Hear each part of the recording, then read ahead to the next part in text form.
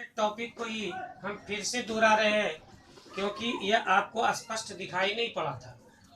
देखिए यहाँ charge particle moving and electric field topic को पढ़ाना है। यहाँ पर देखिए ए और बी दो प्लेट्स हैं जो अपोजिट चार्ज से चार्ज है। इस पर नेगेटिव चार्ज है, इस पर पॉजिटिव चार्ज है, तो इलेक्ट्रिक फील्ड का डायरेक्शन हो गया अपवर्ड डायरेक्शन में। एक चार्ज पार्टिकल जिसका मास m और चार्ज इस पर प्लस q है, v वेलोसिटी से इंटर कर जाता है।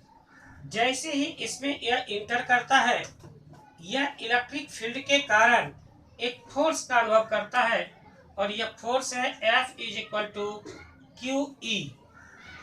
लेकिन न्यूटन के सेकेंड लॉ से हम जानते हैं कि जैसे ही फोर्स एग्जर्ट होता है, यह फोर्स के डायरेक्शन में एक्सेलरेट हो जाता है और यह हो जाता है F = ma के इक्वल।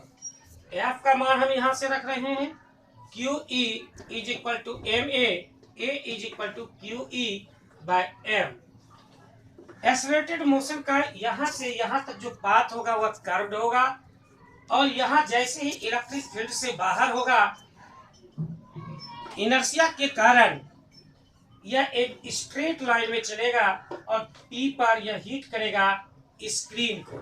अब इस पाथ के नेचर को जानना है, तो इस पाथ के नेचर को जानने के लिए हमको दो तरह का मोशन निकालना पड़ेगा, एक हॉरिजॉन्टल मोशन और दूसरा vertical motion.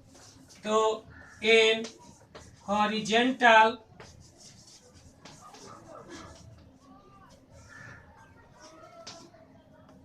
Motion, horizontal motion में देखिए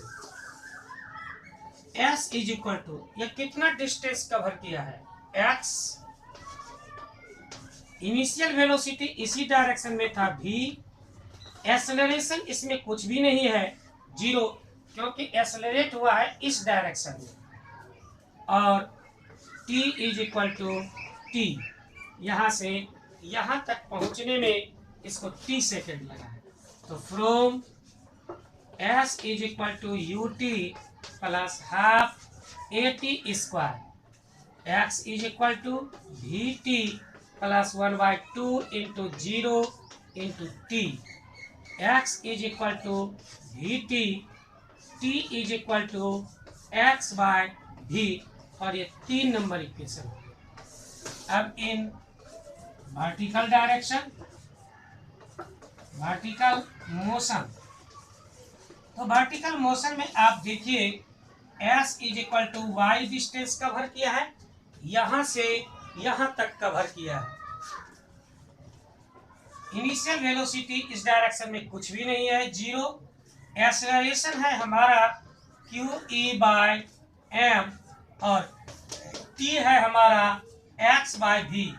from S = ut + ½ at²,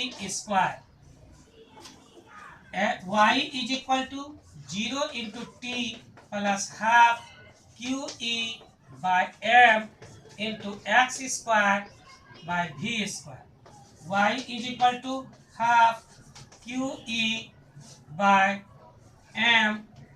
v² × x²। ये पूरे के पूरे कांस्टेंट है, तो y = constant × x², y proportional to x², और यह पैराबोला का इक्वेशन है। तो द पाथ